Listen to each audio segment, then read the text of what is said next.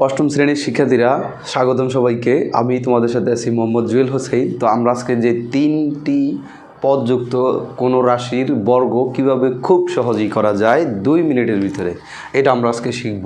তো আমরা একটা প্লাসের নিয়েছি, একটা মাইনাসের নিয়েছি, দুইটা করতে পারলে বাকিগুলা তোমরা নিজেরাই করতে পারবে। তো চলুন তাহলে কথা না বাড়িয়ে শুরু করি। এখানে দেওয়া আছে ax + b + c, 2 তিনটা রাশির বর্গ। তো তিনটা রাশির বর্গ মানে কি? ax + b + 2 এর উপরে স্কোয়ার, বর্গ মানে কি স্কোয়ার। এখন আমরা যদি এই রাশিটাকে a ধরি, এইটাকে b ধরি আর এইটাকে c ধরি, তাহলে a + b + c whole square. a + b + c whole স্কোয়ারে আমরা এখানে অনুসিদ্ধান্তটা একটু লেখা রাখি। a + b + c whole square, যেটাকে তোমরা সূত্র বলো, এটা হবে কি a square plus b square plus c square plus 2ab + 2bc + 2ac, এটা হবে। অর্থাৎ সিস্টেমটা খুবই সহজ। এটা কীভাবে হলো? প্রথমে আমরা তিনটার উপরই স্কোয়ার করব, ঠিক আছে। তারপরে 2 একবার নিব a, একবার নিব b, প্রথমবার a b নিব দুইটা, তারপরে নিব b, তারপরে এটার সাথে c নিয়ে নিব, সাথে 2 দিব, আর লাস্টেরটা নিব 2 দিব, তাও a নিব এবং c নিব। অর্থাৎ তিনটা রাশিকে এই ঘুরে আর দুইটা করে জোড়া করব, এইটুকুই। এটা সিম্পলি। এখন আমরা এটাকে এখানে সমাধান করব। তাহলে কি আসে? আমরা এটাকে এখান থেকে এটাকে উপরে দিই, a + b + c whole square, a + b + c whole square, এটা সূত্র এটা। তাহলে আমাদের প্রথমে কাজ কি? a স্কোয়ার, এ হইল কি? এইটুকু a, এইটুকু b, এইটুকু c, এটা এর উপরে স্কোয়ার দিলাম, প্লাস এটা b ধরছি, b এর উপরে স্কোয়ার, প্লাস 2, এটা c ধরছি, c এর উপরে স্কোয়ার।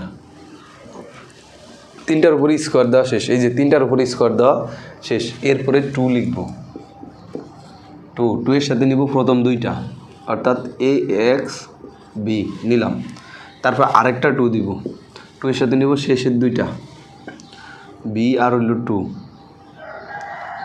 b আর হইল 2, তারপরে আবার 2 লিখব এখানে, যে আচ্ছা এখানে আবার 2 লিখব, 2 এর সাথে নিব প্রথমটা শেষেরটা, তো প্রথমটা আর শেষেরটা কি?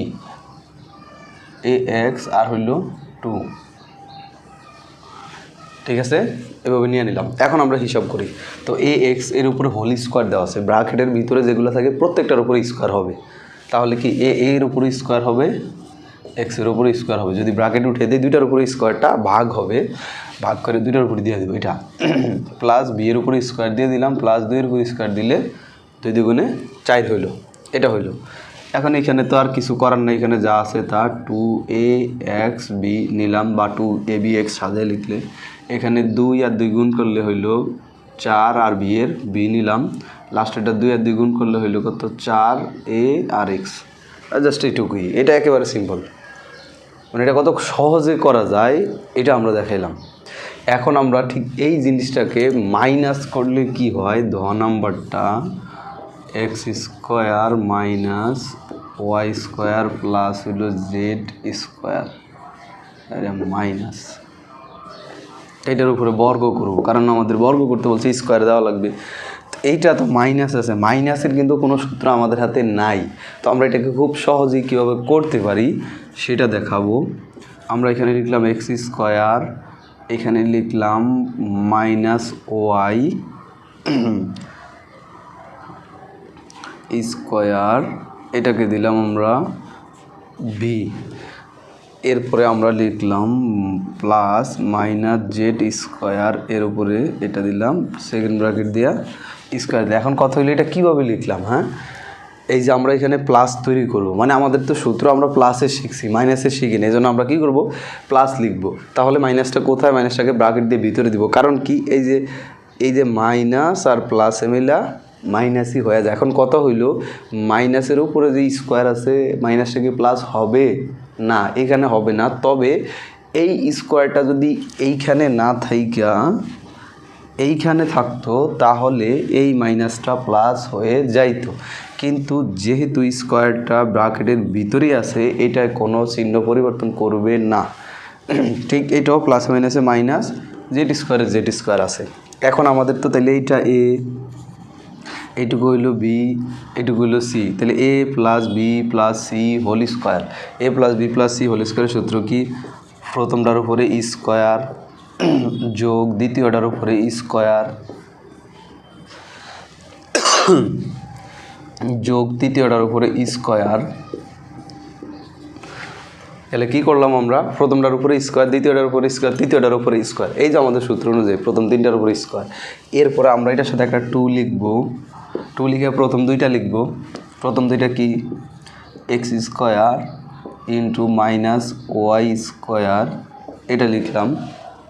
তারপর আবার একটা 2 লিখব, লিখা শেষের দুইটা লিখব, এই যে শেষের এই দুইটা লিখব। তাহলে শেষের দুইটা হইল কি? মাইনাস ওয়াই স্কোয়ার এটুকু ব্র্যাকেট, আর হইল মাইনাস জেড স্কোয়ার এটুকু ব্র্যাকেট, এটা লিখলাম। এরপরে আবার একটা 2 লিখব, লিখা আমরা কি করব? প্রথমটা আর শেষেরটা লিখব। প্রথমটা আর হইল শেষেরটা, প্রথমটা হইল এক্স স্কোয়ার, আচ্ছা 2 লিখে নেই, 2 লিখে নেই,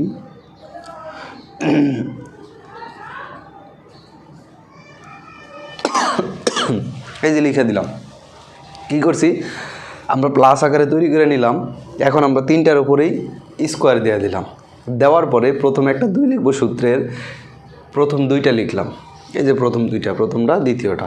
এরপরে শেষের দুইটা লিখলাম। এরপরে আবার একটা 2 লিখা প্রথমটা আর শেষেরটা লিখলাম, এটা লিখা যাবে, অবশ্যই যাবে।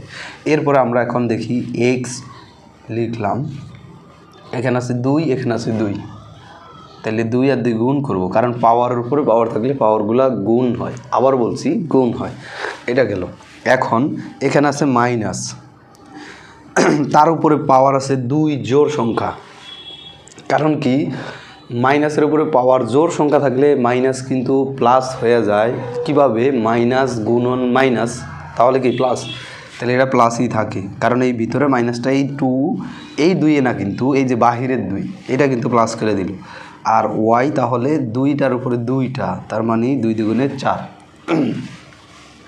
এটাও ঠিক একই কাহিনী হবে, মাইনাসটা এটার কারণে প্লাস হয়ে যাব, তাহলে জেড হবে 4টা, এই 3টা হয়ে গেল। এখন এইটার ফল আমরা দেখব। এই মাইনাস কিন্তু প্লাস হবে না, কারণ কি? এই মাইনাসকে প্লাস করার মতো কেউ নাই।